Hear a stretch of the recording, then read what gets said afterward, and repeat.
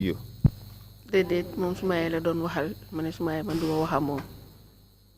He was talking to my mother, and I told my mother that I will not talk to him. Why didn't you want to talk to Yaya Jammeh? Lan moo tax bëgguloo wax Yaya Jammeh? dik maa ngi ko mere ak métit bi ma amee soo duma mun a todda foofu di wax ak moom ci lopitaan bi. Because I was angry at him because of the pain I was feeling at that time. So I decided that I shouldn't talk to him. This is why I didn't want to talk to him. Do you know what he talked about with your mother? Bi moo waxal sa yaay xam nga lan la doon wax sa yaay? Suma yaay daf ko wax ne ko dafa am suma benn mag bu nekk Europe daf ko bëgg a trial mu dem pour ñu defar loxoom bi. Well, what my mother said was that there was a brother in Europe who was trying to help so that they can take me to Europe and work on my hand. Well, she did not exactly say to take me to Europe. She says to take her to Europe.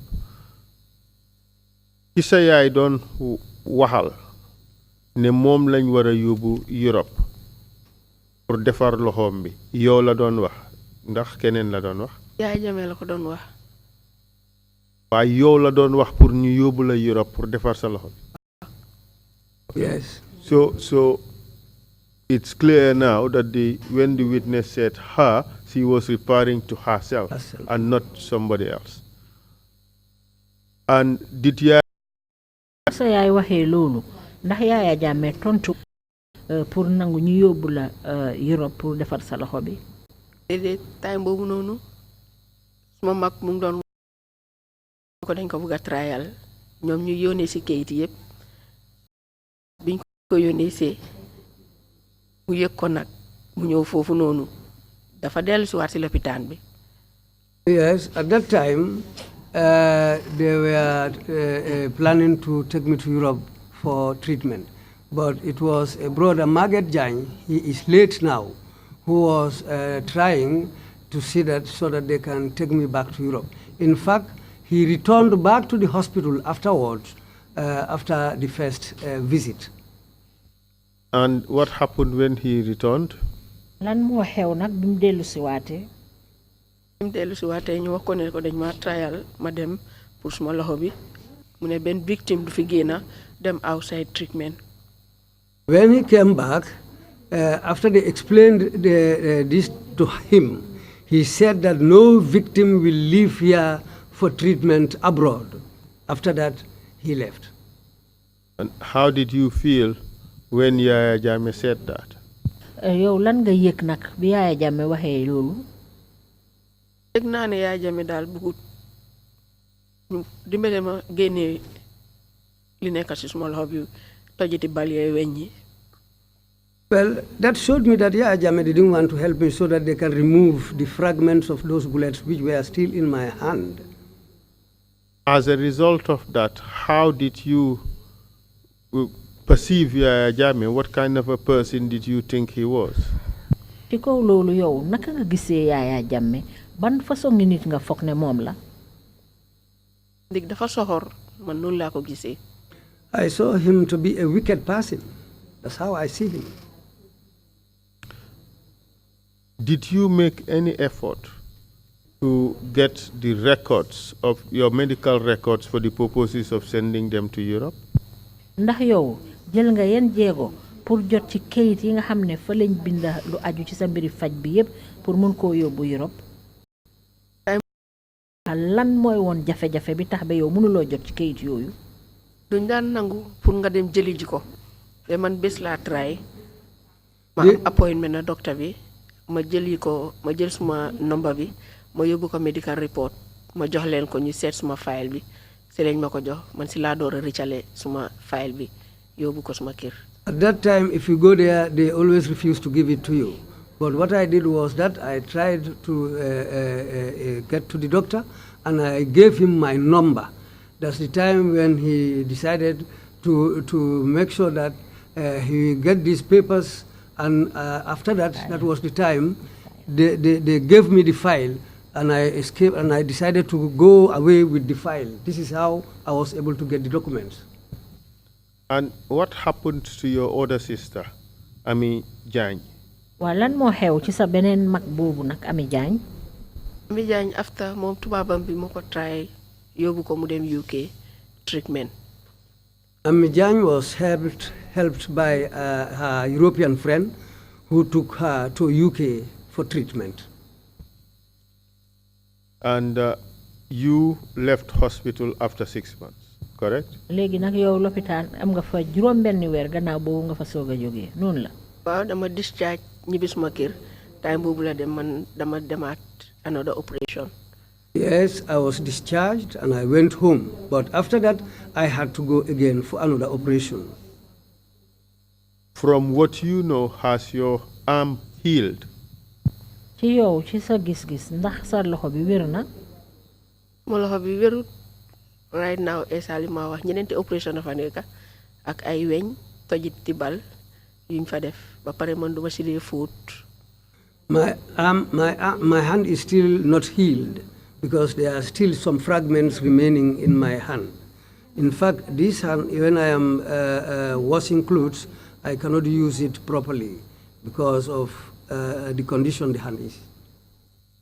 Are you able to use your hand to do domestic work? Ndax sa loxo yi moom mun nga koo jëfoo pour def sa liggéey kër yi? Liggéey kër yi daal mooy leena suma fóot suma jëkkër moo dee fóot suma yére sumay tooga suma doom bu jigéen moo dee nekk suma boor. Well, liggéey yu diis yi duma ko dee mun a def. For washing the clothes, my husband used to do that. My daughter is the person who cooks for us. But heavy work, I cannot do that with my hand.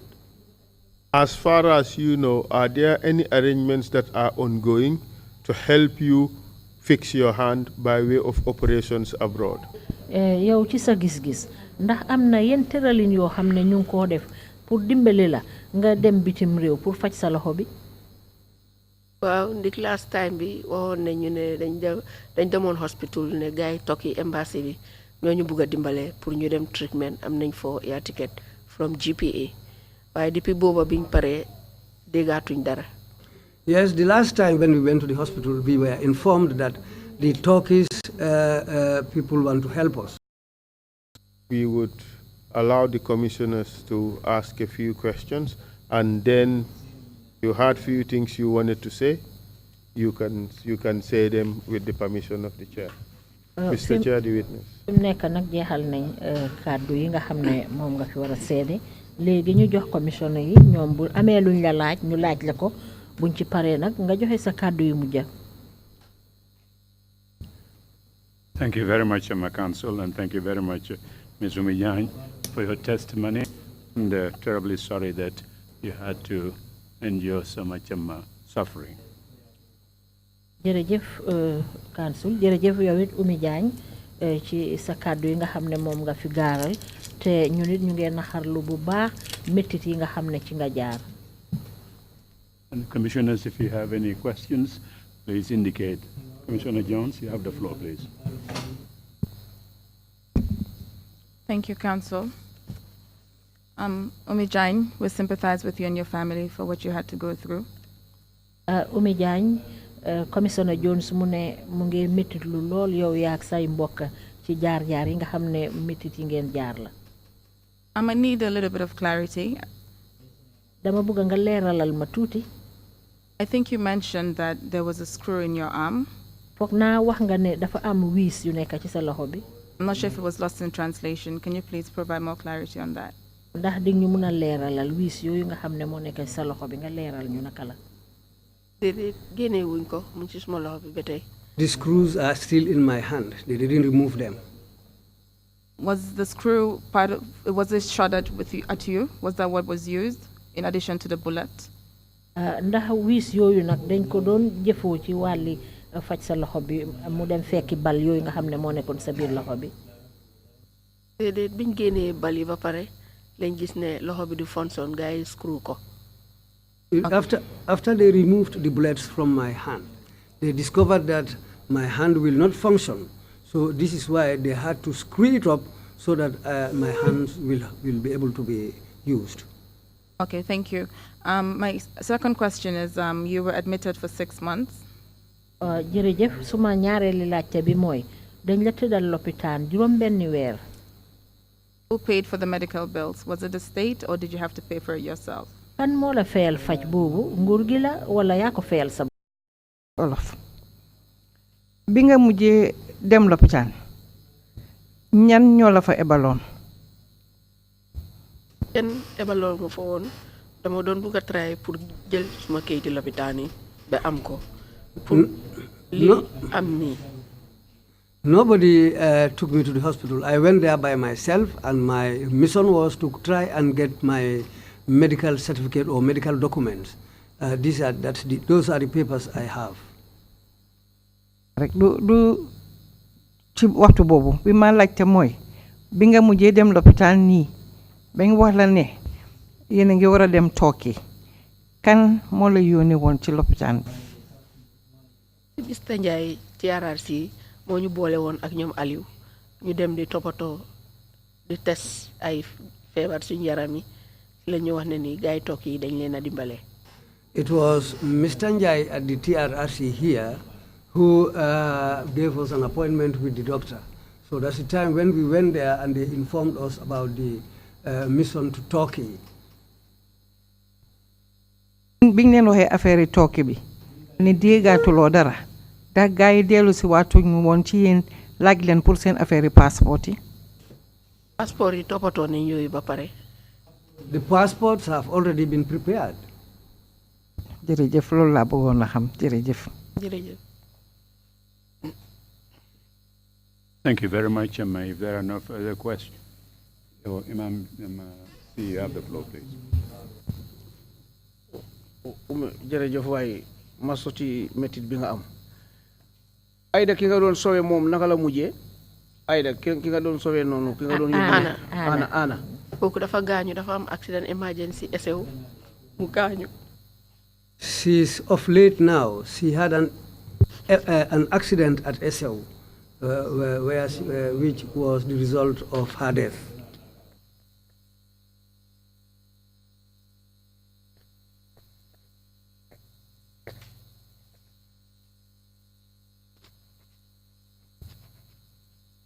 Thank you. We'll give you a few minutes, to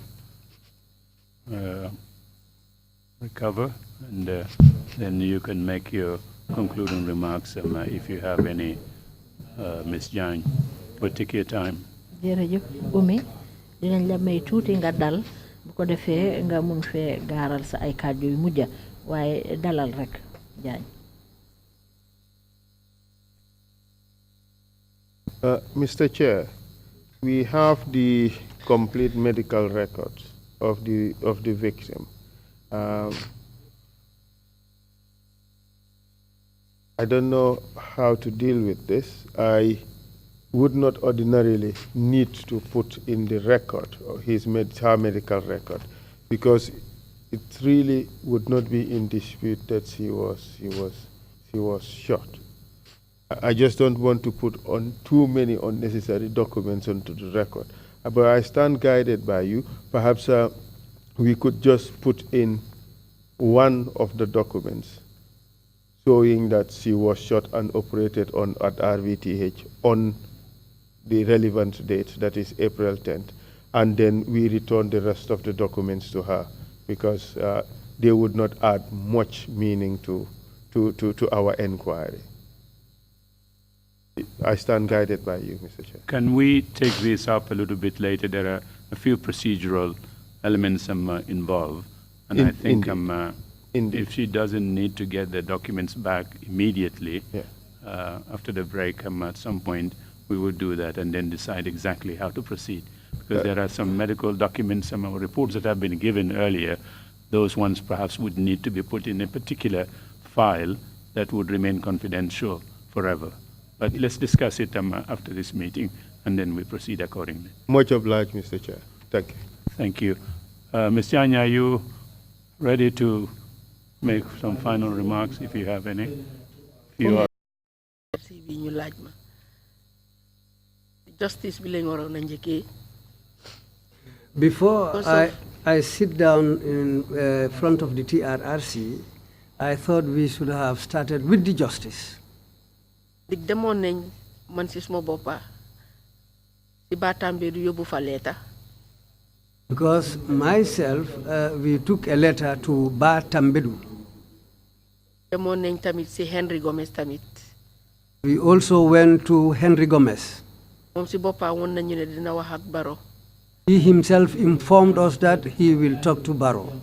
Depuis booba ben tey waxuñ ci dara nguur gi jëluñ ci steps.